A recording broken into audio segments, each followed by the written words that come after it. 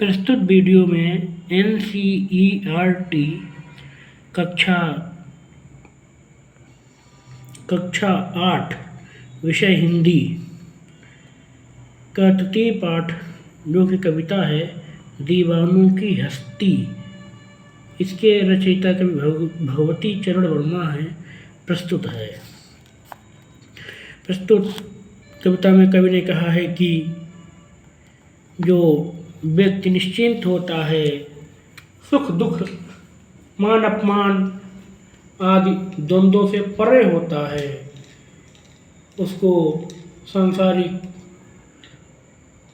समस्याओं सांसारिक द्वंद्वों के कारण से कोई भी कष्ट नहीं होता है। हम दीवानों की क्या हस्ती है, आज यहाँ कल वहाँ चले, मस्ती का आलम साथ चला, हम धूल उड़ाते जहाँ चले। आए बनकर उल्लास अभी, आंसू बनकर वह चले, अभी सब कहते ही रह गए, अरे तुम कैसे आए कहाँ चले। किसी और चले यह मत पूछो, चलना है बस इसलिए चले, जग से उसका कुछ लिए चले, जग को अपना कुछ दिए चले। दो बात कही दो बात सुनी, कुछ हंसे और फिर कुछ रोए, छक कर सुख दुख के घूंटों को हम एक भाव से पिए चले। हम भिखमंगों की दुनिया में स्वच्छंद लुटा कर प्यार चले, हम एक निशानी सी उर पर ले असफलता का भार चले। अब अपना और पराया क्या आबाद रहे रुकने वाले, हम स्वयं मधे थे और स्वयं हम अपने बंधन तोड़ चले। प्रस्तुत कविता में कवि ने कहा है कि हम दीवानों अर्थात अपनी धुन में मस्त रहने वालों, अपने ही लक्ष्य पर उद्देश्य पर केंद्रित रहने वालों की क्या हस्ती है, क्या अस्तित्व है। हमारा तो हम लोगों की ऐसी स्थिति है कि आज यहाँ है तो कल दूसरी जगह है, और हम अपने साथ मस्ती के आलम अर्थात आनंद उल्लास उमंग को साथ लेकर ही चलते हैं।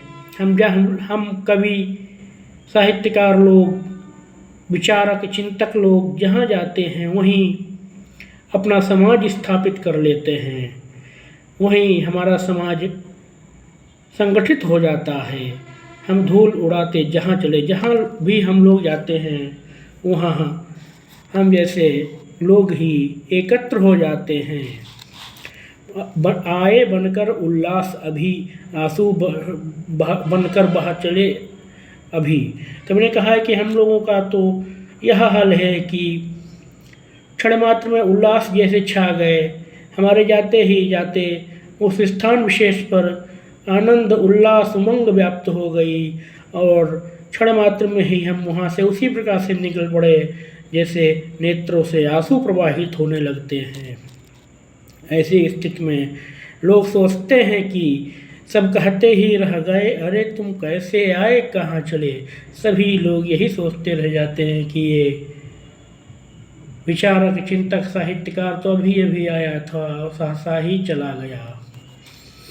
अर्थात कवि ने इस कविता में अपनी यायावर प्रवृत्ति प्रदर्शित की है, पर्यटनशीलता भ्रमणशीलता की अभिव्यक्ति की है। फिर कवि ने यह भी कहा है कि किसी और चले यह मत पूछो, चलना है बस इसलिए चले, कि उससे कोई भी व्यक्ति उससे यह पूछने का प्रयत्न मत करे कि हम लोग कहाँ किधर जा रहे हैं, हमको जाना है बस इसलिए जा रहे हैं। कवि ने कहा है कि हमको एक विशेष उद्देश्य को पूर्ण करना है, हम लोग उसी दिशा में प्रयत्न कर रहे हैं, उसी दिशा में अग्रसर हो रहे हैं, और इस समय उसका स्पष्टीकरण नहीं कर सकते हैं। जैसे उसका कुछ लिए चले, हम लोगों ने इस संसार से जग से कुछ प्राप्त कर लिया है, उसको लेकर के जा रहे हैं, जग को अपना कुछ दिए चले, और हमारे सामर्थ्य में जो कुछ था इस संसार से प्राप्ति के बदले हम जो कुछ भी वापस कर सकते थे वह अपना साहित्य, अपने विचार, अपने आदर्श आदि इस संसार को दे करके प्रदान करके जा रहे हैं। हम भिखमंगों की दुनिया में स्वच्छंद लुटाकर प्यार चले। हम कविगढ़ साहित्यकार लोग असहाय नीच असहाय दीनहीन लाचार लोगों के इस समूह में समुदाय में अपना स्नेह प्यार उमंग आदि लुटा करके चले हैं।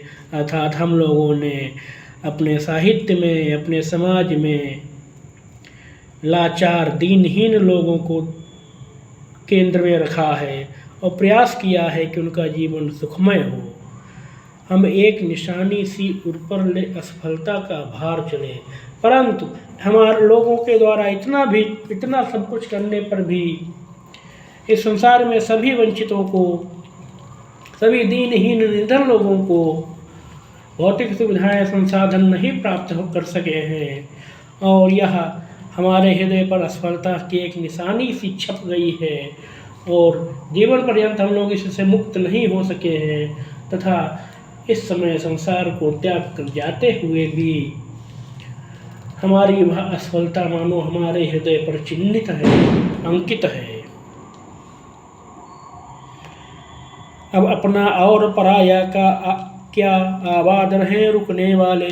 कवि ने कहा है कि अब जबकि हम लोग जा रहे हैं तो ऐसी स्थिति में हम अपने और पराये का विचार नहीं कर सकते हैं, परंतु जो हमारे बाद भी यहाँ रुकने वाले हैं वे लोग सुरक्षित रहें, आबाद रहें। हम स्वयं बंधे थे और से हम अपने बंधन तोड़ जड़े। हम लोग तो इस संसार में सांसारिक बंधनों से स्वयं ही बंधे हुए थे, हमको किसी ने बांधा नहीं था। अब चूँकि इन बंधनों पर हमारा अधिकार था, अतः अब हम इन बंधनों को तोड़ करके स्वयं ही ये संसार से जा रहे हैं।